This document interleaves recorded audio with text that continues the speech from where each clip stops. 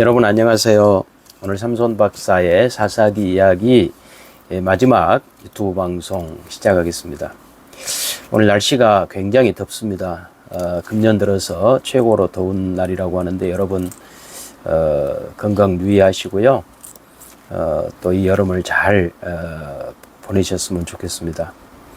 저는 지난 2025년 신학 박사학위 설교학 전공 삼손 내러티브를 연구해서 설교학 박사학위를 받은 이후에 유튜브 방송을 시작했습니다. 삼손 박사의 삼손 이야기 그리고 삼손 박사의 사사기 이야기 이제 이런 유튜브 방송을 계속 해왔는데요. 오늘로서 사사기 유튜브 방송을 이제 마치려고 합니다. 여러분 그동안 함께 해주셔서 대단히 감사하고요. 여러분의 신앙에 유익이 되셨을 줄로 믿습니다. 오늘은 사사기 마지막 시간인데 사사기의 이 끝부분이 우리에게 주는 교훈이 무엇일까요? 하나님의 개입 없이 과거의 악행을 바로 잡으려는 시도는 더 끔찍한 악행과 절망적인 미래로 이어질 뿐입니다. 하나님의 개입 없이 과거의 악행을 바로 잡으려는 시도는 더 끔찍한 악행과 절망적인 미래로 이어질 뿐입니다. 오늘은 사사기 21장의 내용인데 1절에서 7절까지 읽어드리도록 하겠습니다.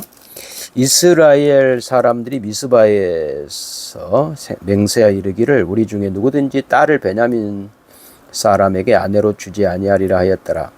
백성이 베델에 이르러 거기서 저녁까지 하나님 앞에 앉아서 큰 소리로 울며 이르되 이스라엘의 하나님 여호와여 어찌하여 이스라엘에 이런 일이 생겨서 오늘 이스라엘 중에 한 지파가 없어지게 하시나이까 하더니 이튿날에 백성이 일찍 일어나 거기서 한 제단을 쌓고 번제와 화목제를 드렸더라. 이스라엘 자손이 이르되 이스라엘 온 지파 회 중에 총회와 함께하여 여호와 앞에 올라오지 아니한 자가 누구냐 하니 이는 그들이 크게 맹세하기를 미스바에 와서 여호와 앞에 이르지 아니하는 자는 반드시 죽일 것이라 하였음이라. 이스라엘 자손이 그들의 형제 베냐민을 위하여 뉘우쳐 이르되 오늘 이스라엘 중에 한 지파가 끊어졌도다. 그 남은 자들에게 우리가 어떻게 하면 아내를 얻게 하리요? 우리가 전에 여호와로 맹세하여 우리의 딸을 그들의 아내로 주지 아니하리라 하였도다. 이 이스라엘 지파의 내전으로 인하여 베냐민 지파가 완전히 이제 멸절 위기에 놓이게 된 것입니다. 베냐민 기브아의 그 악행 때문에 이 레이 사람이 자기의 첩을 12토막 이제 시체를 12토막 잘라서 이렇게 이스라엘 백성들의 그 폭동 또는 소요 흥분을 일으켰고 그로 인하여 큰 내전이 벌어졌고 베냐민 사람들이 거의 멸절 지경에 이르게 된 것이죠. 이제 그렇다 보니까 이 지파 12지파 중에 한 지파가 없어지게 생겼으니 이제 어떻게 해야 되느냐라고 하는 고민에 빠진 겁니다. 그러면서 그들은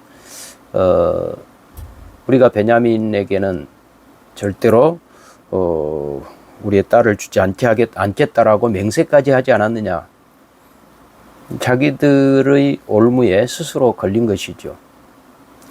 하나님 앞에 회개하고 하나님 우리가 잘못했습니다. 하나님의 은혜를 구하면 되는데 그들은 그렇지 않습니다. 여기 번제와 화목제를 드리긴 하지만 그런 이런 것들은 다 종교적인 요식 행위입니다.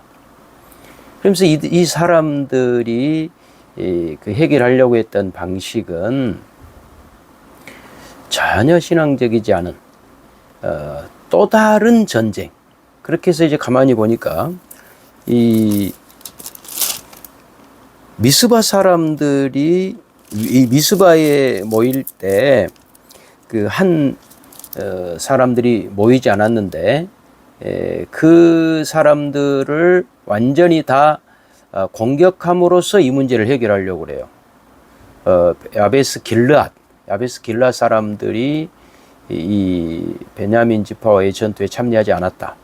그러니까 이제 이 사람들은 맹세도 하지 않았고 여기 참여하지 않았으니 저 사람들을 저 사람들을 공격해가지고 베냐민 지파의 이 남자들이 600명이 남아 있는데 이 사람들의 신부감을 구하자.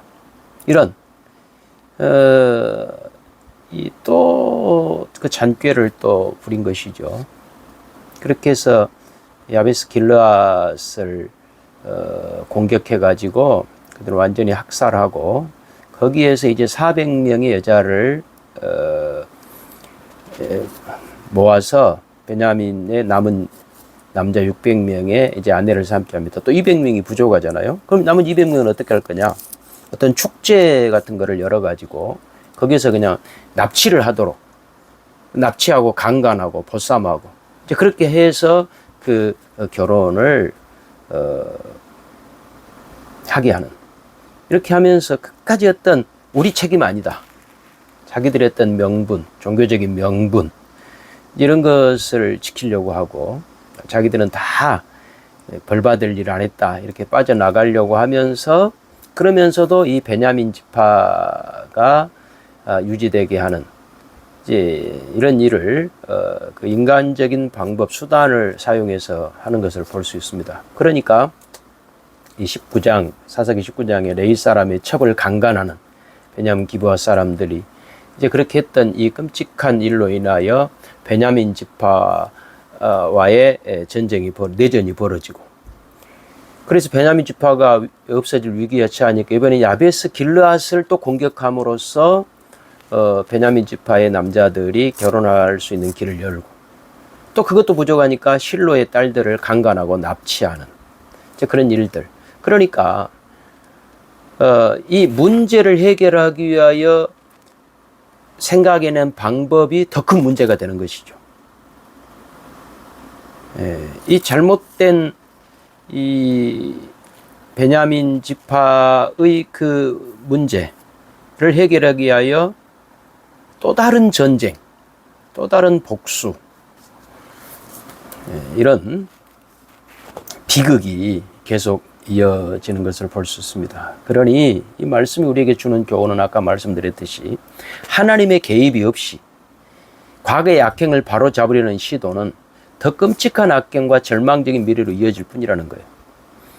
그러니까 모든 문제의 본질은 우리가 하나님께로 돌아가는 것이고 하나님의 은혜를 구하는 것인데, 그런 것들을 무시하고 인간적인 방법으로 그 문제를 해결하려고 그러면 그 문제 위에 또 다른 문제가 덮여질 뿐이에요. 설상가상, 눈 위에 눈이 더 덮이듯이 문제 위에 새로운 문제만 덮어질 뿐입니다. 하나님의 은혜가 임해야, 은혜의 비가 내려야 모든 인간의 문제를 씻을 수 있고 그 위에 아름다운 꽃이 피고 열매를 맺을 수가 있는 것입니다.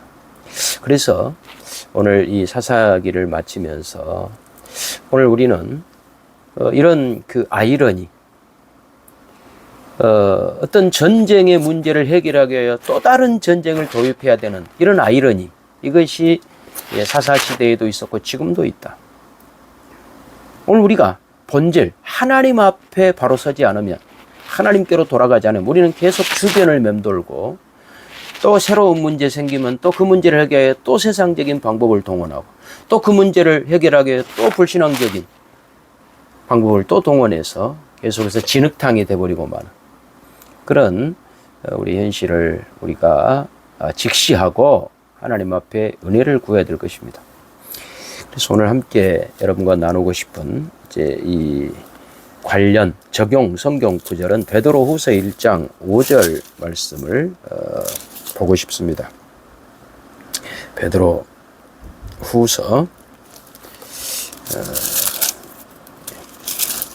1장, 베드로후서 1장 5절부터 7절까지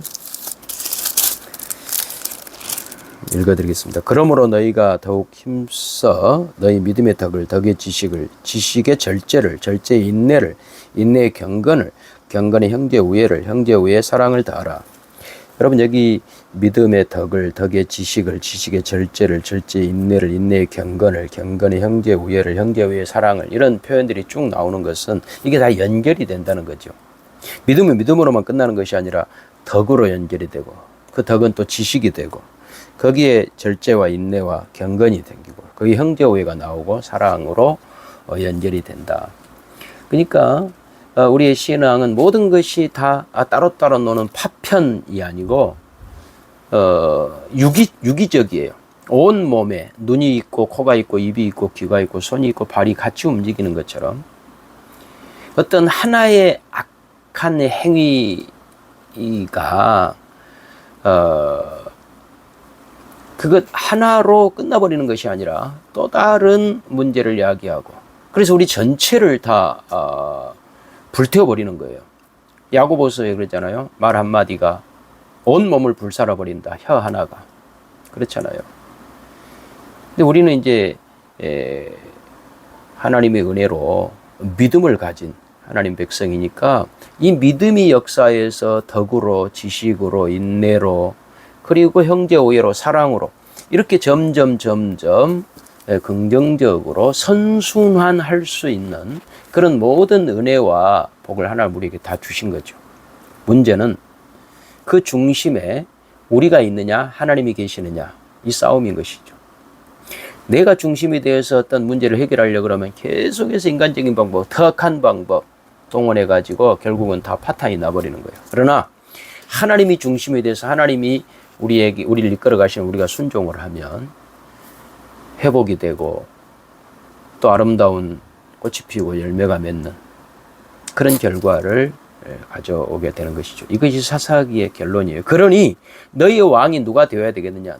너희냐 하나님이냐? 이걸 묻는 것이죠.